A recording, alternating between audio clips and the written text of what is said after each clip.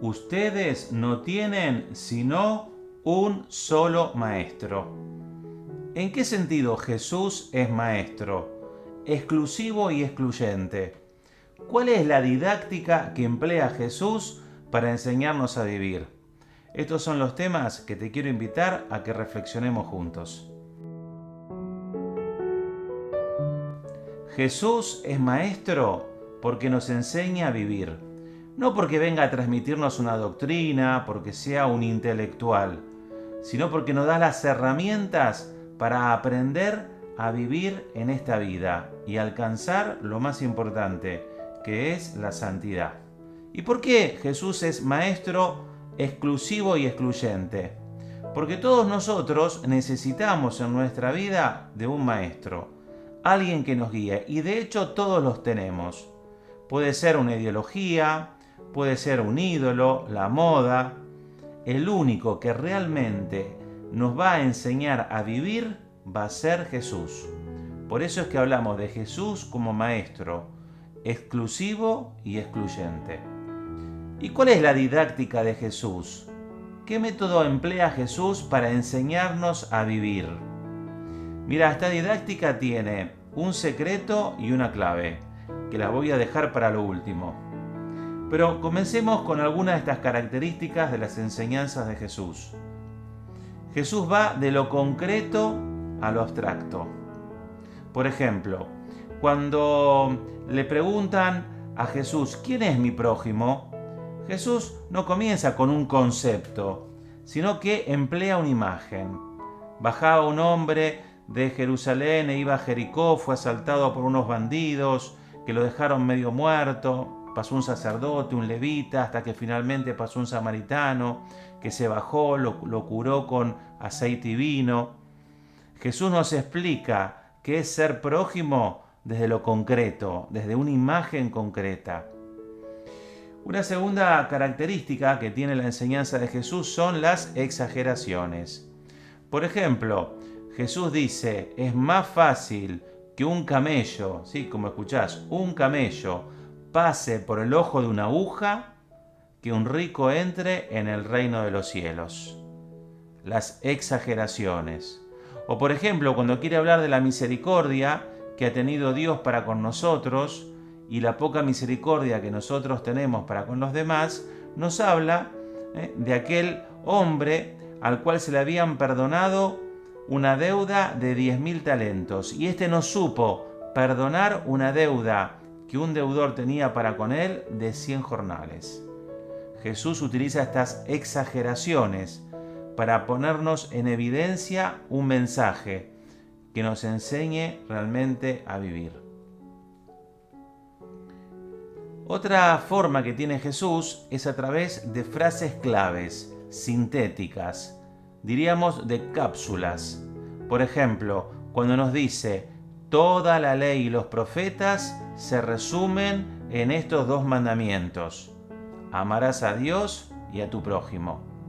Resume toda la ley y los profetas en dos máximas, el amor a Dios y el amor al prójimo. Otro modo que tiene Jesús para enseñarnos a vivir, otra característica de su pedagogía, es a través de las preguntas. Recordarás el episodio en el cual bajaban de Jerusalén e iban hacia Emaús aquellos dos discípulos, Cleofás y el otro discípulo. Jesús se les aparece, ellos no lo reconocen. ¿Y qué hace Jesús? Comienza a interrogarlos. Muchachos, ¿de qué venían hablando en el camino? ¿Cómo? ¿Eres tú el único forastero que no sabe lo que ha ocurrido en estos días en Jerusalén? ¿Qué cosa?, pregunta Jesús. Jesús los hace hablar a los discípulos a través de preguntas, a través de interrogantes.